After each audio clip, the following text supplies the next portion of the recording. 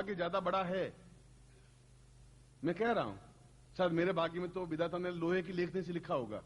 जंगल जंगल भटका, दर दर ठोकरें खाई, पूरी जंगल में भटका, शेर चीतों से डरता हुआ, अपने आप को बचाता हुआ, पेड़ों के नीचे सोता हुआ, पर्वतों की चट्टानों पर सोता हुआ, कृषकाय होता हुआ उन विद्याओं को सीखा जो अपने आप में लुप्त हो गई थी। कितना दुख, कितनी वेदना, कितना कष्ट, कितनी लंगोटियां धोई होगी। और आप कितने सोने की कलम से लिखे हुए व्यक्तित्व हैं कि बैठे हैं सामने, ऊपर है लाइट और मैं आपको ज्ञान दे रहा हूं। इससे बड़ा और क्या हो सकता है। और हम इस जीवन में ही ये नरी बने रहना चाहते हैं। आपका जीवन आपको मुबारक है। जरूर 2, 4, 5, 10 साल बाद वो थे। और कोई आदमी नरकवासी होता ही नहीं, हर एक आदमी स्वर्गवासी होता है। हमारे नरकवासी बोलते हैं चाहे पाप करें तो भी स्वर्गवासी, नहीं पाप करें तो स्वर्गवासी, बोलते यही स्वर्गवासी हो गया। इतनी भीड़ स्वर्ग में हो गई है कि अब तो कोई पांव रखने की जगह ही नहीं रह गई।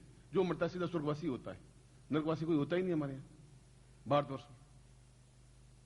मगर हम नर से छलांग लगा करके कैसे अपने आप अवतार बन सकेंगे? कौन बनाएगा? तुम्हारा पिता बनाएगा? नहीं बना सकता, उनको ये ज्ञान नहीं है। मां बना सकेगी, उन्होंने जन्म दे दिया, वो नहीं बना सकती। भाई बनाएगा, बहन बनाएगी, नौकर बनाएगा, तुम्हारा मालिक बनाएगा।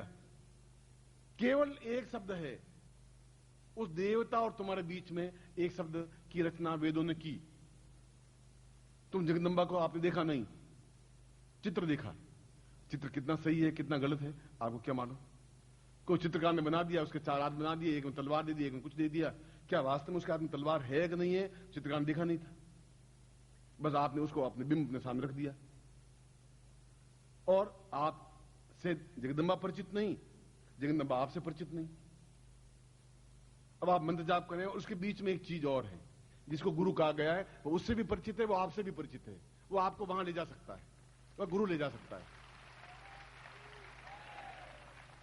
इसलिए शास्त्रों में कहा गया है, मैंने नहीं कहा है, कृष्ण ने गीता में भी कहा है, वेद व्यास ने भी कहा है, शंकराचार्य ने भी कहा है, गोरखनाथ ने भी कहा है, गुरु ब्रह्मा गुरु विष्णु गुरु देवो महेश्वरा, गुरु साक्षात पर ब्रह्म। वो ब्रह्म स्वरूप है। ब्रह्म स्वरूप का मतलब अंदर विराटता को जन्म दे सकता है, वो दे सकता है। वो वापिस तुम्हें जन्म दे सकता है। एक जन्म तुम्हारी मां ने दिया है, दूसरा जन्म गुरु दे सकता है तुम्हें, और दूसरा कोई दे नहीं सकता। तस्मै श्री गुरु वे नमः। वो वापिस तुम्हें जन्म देकर के उस विराट तक ला सकता है। एक जन्म आपने ले लिया, वो आपकी मजबूरी थी, आपकी कोई उसमें योगदान नहीं था, कोई बहुत बड़ी देश की घटना नहीं थी। मगर यह देश की घटना होगी, यह अपने आप में संसार की घटना होगी कि एक सामान्य मल मूत्र से भरी हुई देह को अपना विराटता में बदल दिया जाए, अपने आप में नर से अपने आप में पूर्ण नारायण बना दिया जाए, उसमें पूर्ण विराटता दे दिया जाए। दूसरी बार मैं आपको जन्म दे सकूं और अपने आप में पूर्ण पुरुष, अवतारी पुरुष बना सकूं, सही अर्थों में देवता बना सकूं। ऐसा अगर कर सकता है वह गुरु है, वह शिष्य है। यह होना चाहिए, यह जीवन का धर्म है, यह कर्तव्य है। ये दूसरे गुरु तो भारतवर्ष में लाखों करोड़ों हैं और सबको मेरा प्रणम्य है। मैं तो उनके सामने भी नतमस्तक हूं। मगर गुरु होना और गुरुत्व करना बहुत कठिन काम है, देना बहुत कठिन काम है। वह दे सकता है जिसके पास अक्षय भंडार होगा, वह दे सकेगा। 100 रुपए होंगे तो मैं 10 रुपए आपको दे पाऊंगा, होगा ही नहीं तो दूंगा ही कहां से। और फ्रॉड तो आप मथुरा में चले जाएं, हरिद्वार में चले जाएं, मतलब 5 रुपए में आपको गाय भी दे देंगे, वेतरनी की पास भी करवा देंगे, मां को स्वर्गवासी भी पहुंचा देंगे, 10 रुपए में सब कुछ कर देंगे।